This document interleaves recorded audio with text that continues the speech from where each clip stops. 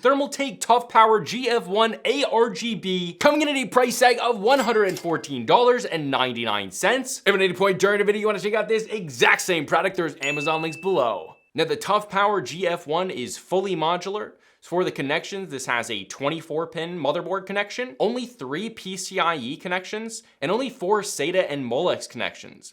Then you have your RGB header for the fan, as well as also having a 0 fan at low loads on and off switch, which is pretty cool. And it has a color and mode switching button on the PSU itself that again is going to control like the RGB without having to go into a software, which is pretty cool. One of the design elements that I really like is cutouts on 3 sides next to that fan. So including the sides and edges, this actually has cutouts so you can see that RGB in your case, even if it's, well, a downwards facing placement. So even if you're placing it downwards, you're still gonna see that RGB, and you know I love RGB. As for the fan size, this is a 140 millimeter ARGB fan. Now, as far as cables, none of these are sleeved. They're just your pretty much standard black cables. Really at this price point, they put a lot of their money towards, well, the cool RGB and then, well, actually giving you good components overall, because you also don't get a ton of connections here. But again, the price point is actually really, really good for having an RGB fan. But what cables do they include? Well, you get 2 6+2 by 6+2 PCIe cables. Then you get a single additional just PCIe cable. So those 2 6+2s will allow you to do, well, bigger GPUs in there, but not a ton of PCIe cables. You get your 24-pin motherboard connection, 3 SATA cables with only 3 SATA connections on each cable.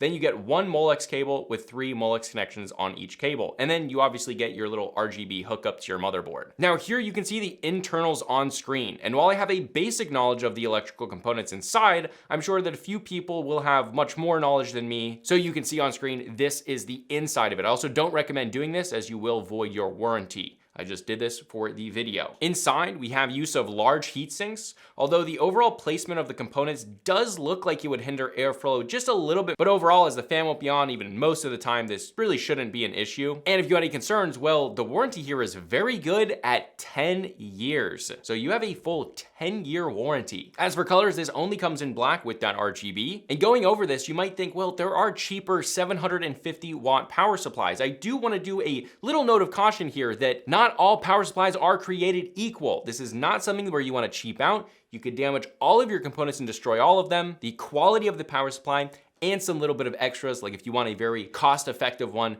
with RGB, well, that's what this one gives you. Again, if you want to check out this exact same product, there's Amazon links below for the US, UK, Canada, and international links. And if you want to check out my main channel with longer form content, you can check that out right here. But this is a consumer tech review high speed, and I'll see you guys in the next video.